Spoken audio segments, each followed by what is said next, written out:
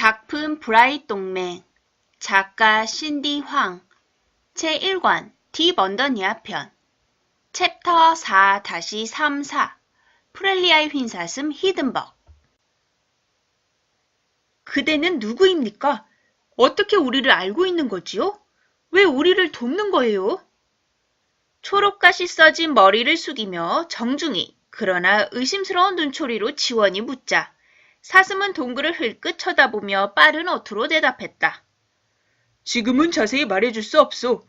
한 가지 분명한 건 나 역시 왕자를 돕기 위해 이곳으로 왔고 당신들 편이란 사실이오.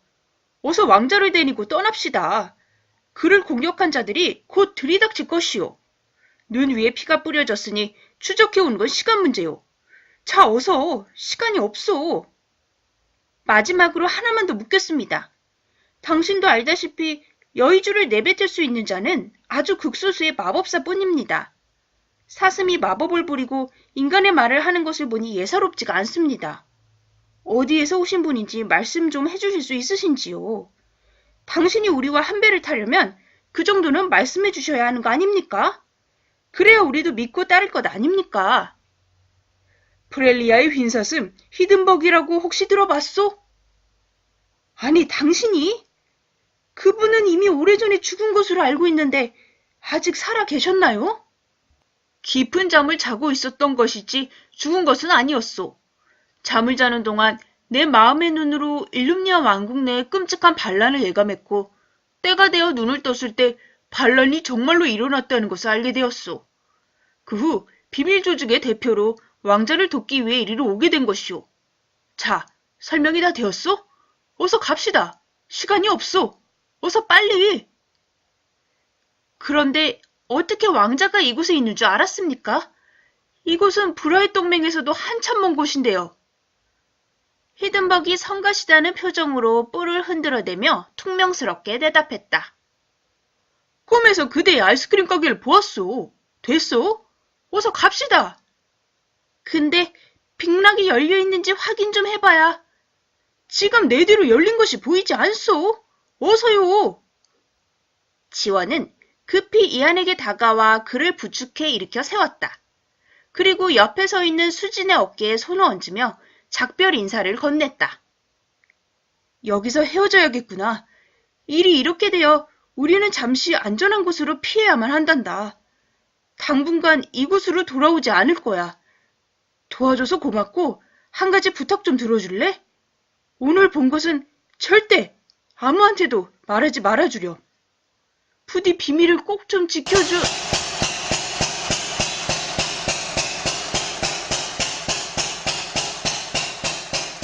갑자기 톱니바퀴들이 서로 맞물려 내는 소음이 크지도 작지도 않게 들려왔다.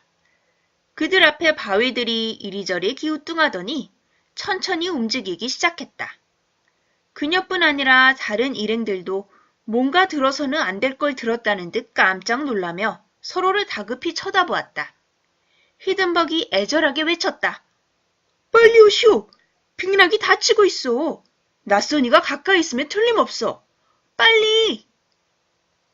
히든벅은 뒤도 안 돌아보고 아까 그녀가 들어가려 했던 동굴 안으로 쑥 들어갔다. 지원은 이 안을 앞장세워 안으로 뛰어가는데 허공에 떠있던 세자루의 초 역시 그를 따라 들어갔다. 수진만이 동굴 밖 어둠 속에 홀로 남겨졌다. 입구가 점차 좁혀지면서 안에서 나오는 빛의 양은 점점 적어졌다.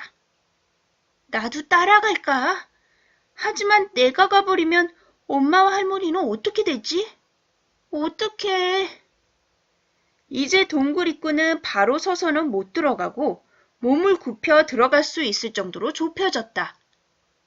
어떡해. 그 순간 그녀의 마음속에 문득 이런 생각이 들었다. 그들이 왕자라고 부르는 그는 도대체 누구일까? 평범치 않은 그들은 누구지? 저들이 가려는 곳은 어떤 세상일까? 마음속에서 그들에 대해 더 알고 싶다는 호기심이 강하게 일자 그녀는 무작정 동굴 안으로 몸을 던지었다. 그녀의 운동화가 사라지고 난 직후 동굴은 완전히 닫히었다.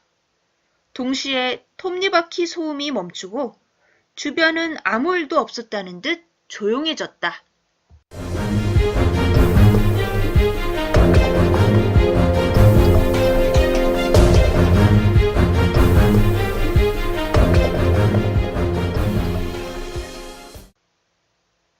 잠시 후 두 개의 손전등빛이 방금 닫힌 바위 표면을 훑으며 지나갔다. 마이클과 토마스가 나타나더니 주변을 샅샅이 뒤지었다. 그러다 한쪽에 붉은 피가 많이 고여있는 눈을 발견하고 걸음을 멈추었다. 피는 거기까지만 뿌려 있었다. 그 아래로 동물의 발굽과 여러 명의 발자국 흔적들이 혼란스레 찍혀 있었다. 토마스는 손전등으로 그것들을 따라가 보았지만 커다란 바위에 막혀 그만 끝나고 말았다. 그는 혀를 차며 고개를 갸우뚱했다. 그놈 하나만이 아니군. 근데 이것들이 하늘로 솟았나 아님 땅으로 꺼졌나? 엄청난 노력에도 불구하고 더 이상 수색에 진전이 없자 그들은 아침에 다시 오기로 결정하고 교회로 되돌아갔다. 다음 날 아침 문을 여는 순간 그들의 입에서 고통스러운 절규가 터져나왔다.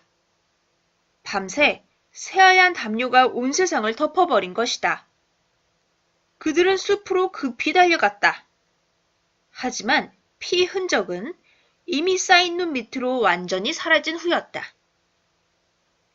그들은 하는 수 없이 수색을 포기하고 어깨를 쭉 늘어뜨린 채 터벅터벅 숲에서 되돌아 나왔다.